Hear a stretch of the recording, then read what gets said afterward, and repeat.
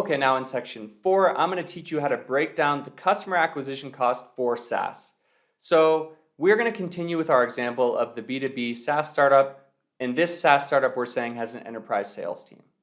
So one thing to note is that B2B SaaS startups usually have sales teams. B2C SaaS startups often do not have sales teams because they have lower priced products, so they can just bring traffic to the website and convert them right there. If the product is, let's say, $20 or $50, customers don't need any sort of human interaction to educate them about the product.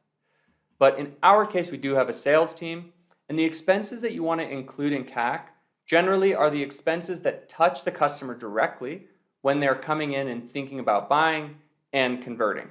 So in that case, the sales team would of course be touching the customer, but sort of someone on the marketing team, let's say the SEO manager, might not be touching the customer very directly. So a lot of times you would exclude those types of expenses from your CAC.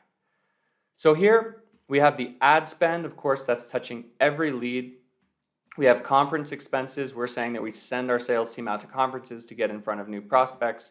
With the compensation of the sales team, we have public relations, getting our brand out there, and we have other marketing software. So maybe some of this could be influencer marketing. Maybe some of this is outbound email campaign software. So the total sales and marketing expenses that touch the customer when we're trying to convert them are 121.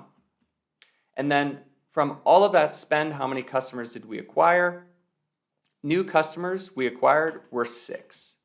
So the customer acquisition cost is the total sales and marketing expenses that touch the customer divided by the new customers acquired.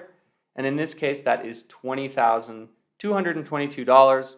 And in the next section, we're going to compare CAC to LTV to understand how much money we actually make on our relationship with each customer.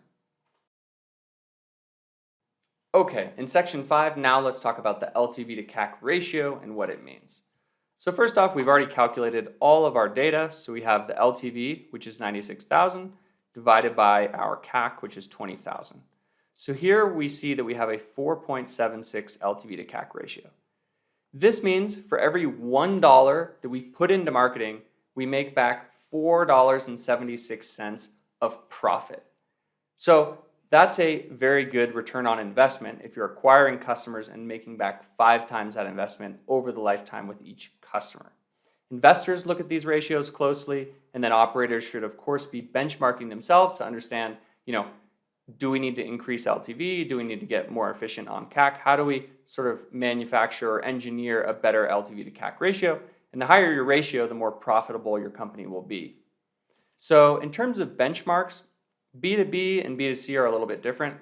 B2B startups generally make infrastructure and products that customers need, and B2C startups generally make products that customers want. So naturally, B2C has higher churn rates and lower customer lifetime values.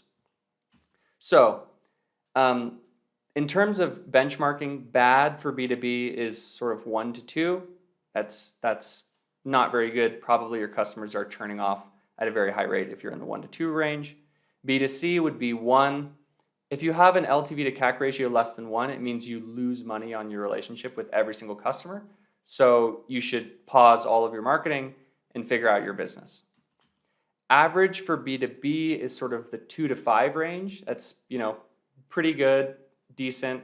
B2C is more of the 1 to 3 range. And then excellent LTV to CAC ratios for B2B SaaS is 5 to 10 plus.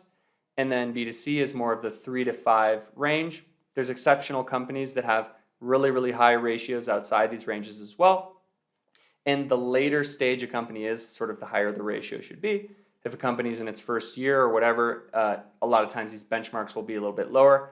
I actually have a video about LTV to CAC benchmarks over the life cycle of a SaaS startup, and so I'll put a link to that video in the description below.